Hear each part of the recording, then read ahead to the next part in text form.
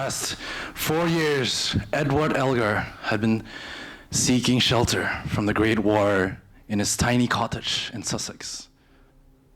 But that day, instead of the sounds of artillery shots across the French-English Channel, all you could hear were the sounds of his lamenting, almost elegiac sounds of his cello concerto. And 100 years later, Elgar is in this room with us, asking you the question, do you feel this? Do you feel my war-torn grief as well? When I first heard my senior perform this back in 9th grade, these questions that Elgar was asking me sparked something inside of me. There was a story unfolding. There was a conversation going on in that concert hall. It was as if my senior and Elgar were sitting in the same room and we were having a discussion. There was an interview, almost like a podcast. There was my senior asking questions to Elgar, an apprentice seeking for answers from a maestro. And then there was me, admiring this interview unfold into the minds of these two geniuses. There was an exchange of stories and emotions. There was emotions from the performer and the composer as a means of self-expression from the artist. And then there was also emotions coming from within myself. I got to witness all this. I got to put myself in their shoes, imagine what they were feeling, imagine what they were thinking. These conversations, these stories, they help me understand what it means to feel, what it means to be human, and this is why I care so much about music. These conversations, you can have these anywhere with music. You can have it in the elevator, you can have it in the subway, you can have it in movies. One conversation I want to talk about is one that I had while watching the movie Star Wars Rogue One. This movie has a beautiful, beautiful soundtrack written by Hans Zimmer, the composer behind the soundtracks of Interstellar, The Lion King, Inception, you name it. But for this particular movie, the director of the movie actually asked an AI company to write their soundtrack for them. Well, obviously they didn't because Zimmer did it wonderfully, but that's crazy, isn't it? I'm using AI for my university research, and I didn't even know that AI could write music. If AI writes music, AI doesn't have personalities, it doesn't have emotions. Which seat does AI take at our table? What does an AI contribute to our discussion? What value does music have if it doesn't have that single key element of emotion? Before I get into this, I'll explain how AI works. In general lines, AI takes patterns that it has learned from data, a training data set that contains millions of music pieces. And from this data, it'll then collect note patterns and rhythms. It'll sort and label these by style, era, tempo, instrumentation, and even emotional labels. Once it's gathered all of this data, it can then use those recurring patterns to replicate all of those different labels into its music. In true scientist fashion, I've decided to experiment with this.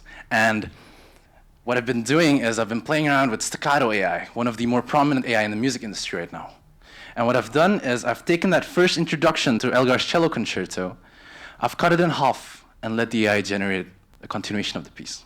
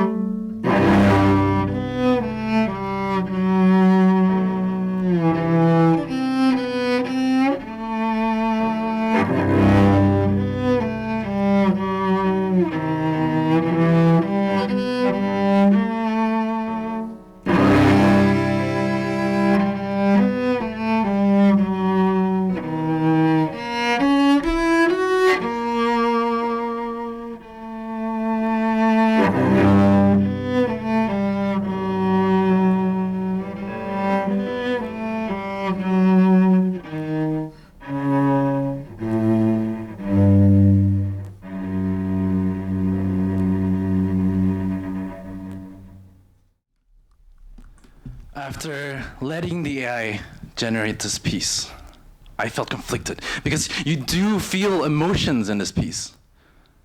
However, this AI-generated piece lacks two vital elements that separates it from Elgar's cello concerto. The first one being experience. Elgar's peak creative years were during the first 20 years of the 1900s. Elgar is famous for his strong patriotic fervors, his Britishness, you might say. You can hear it in pieces like Enigma Variations and Pomp and Circumstance. You might know it as the graduation song.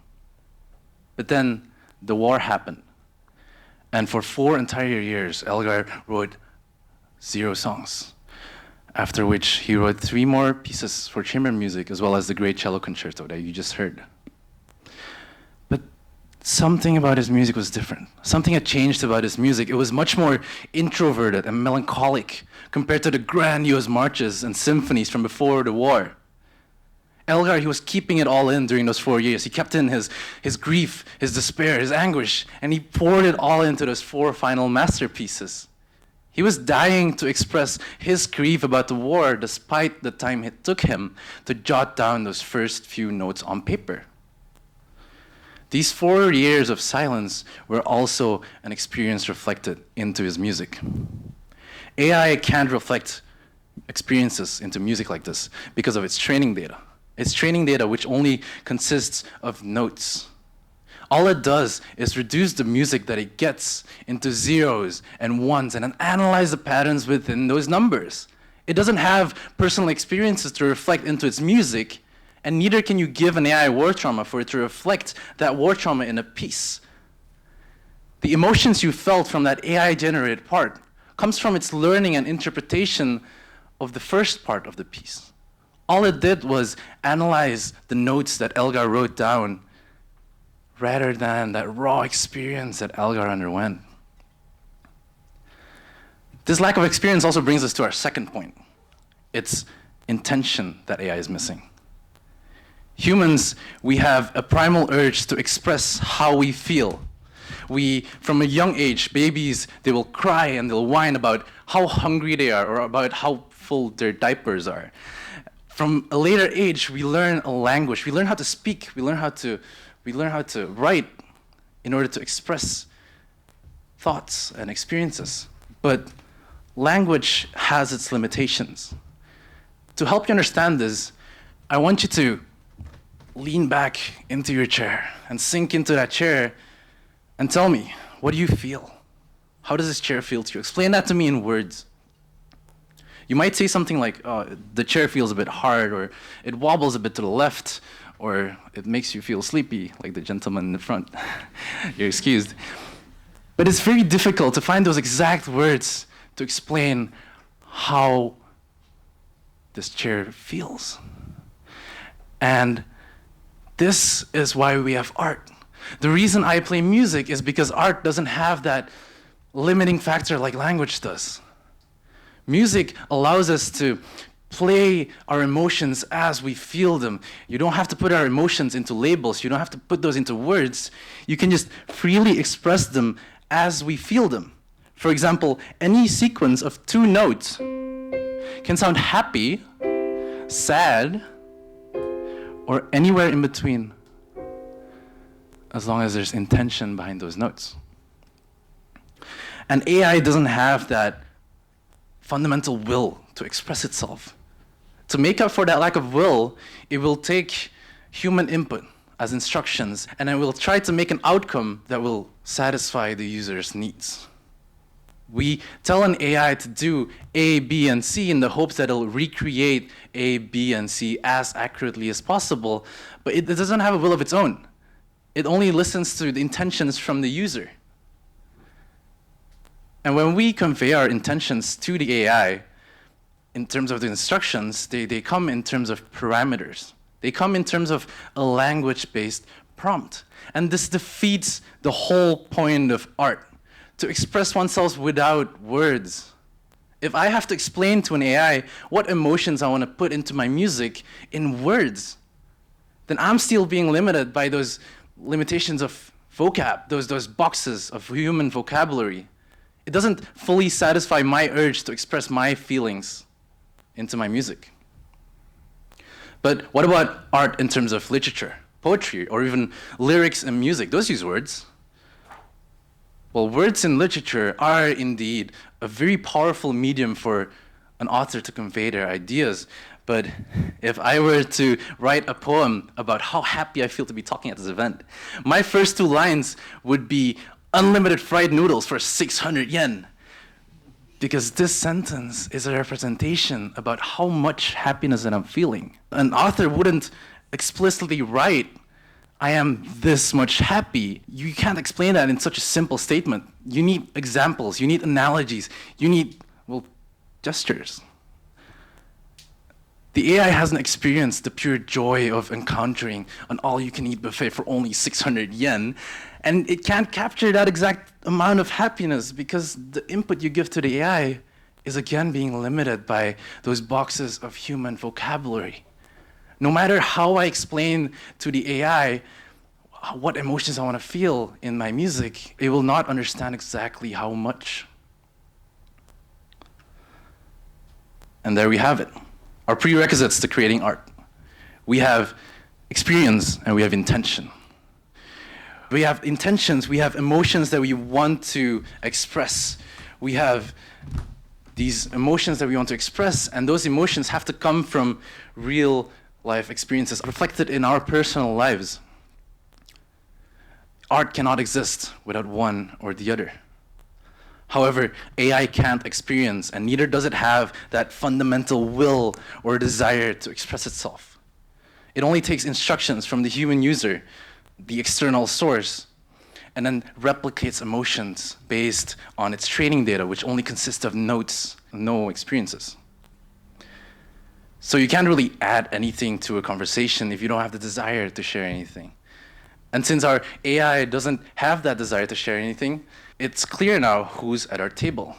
It leaves us with you, the audience, Elgar, the composer, and me and Jonathan, the performers. So, sitting at this table, what do you feel? What do you hear? Can you hear those conversations? Who's talking? What are they talking about? Listen to music with the intention of asking questions, learning about the artist, learning about what they're thinking, what they're feeling, finding that sense of humanity in the music. The way other people view the world, the way other people perceive it, feel about it, that's what attracts humans to music. Finding those common universal experiences between ourselves, the artist, and the rest of the world. When Elgar was writing this piece, he was sick with tonsillitis, a disease in your tonsils, but he was also sick with devastation about how brutal and grotesque the impact the war had on his dire situation, on his world. We read in newspapers and articles about wars happening right here, right now, but not a single newspaper or article can make me feel or hear a war as much as Elgar's cello concerto did.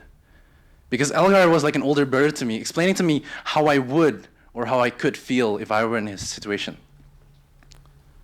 In the end, music is all about connecting with people, learning from people, and relating to other people. Music is like a table where anyone can sit, join in, partake in that conversation. And you might not click with the people at that table, but that's okay, because there's other tables to sit at, other music to listen to. So for today, thanks for joining my table, and hopefully, if you share your music with me, I'd be more than happy to join yours. Thank you.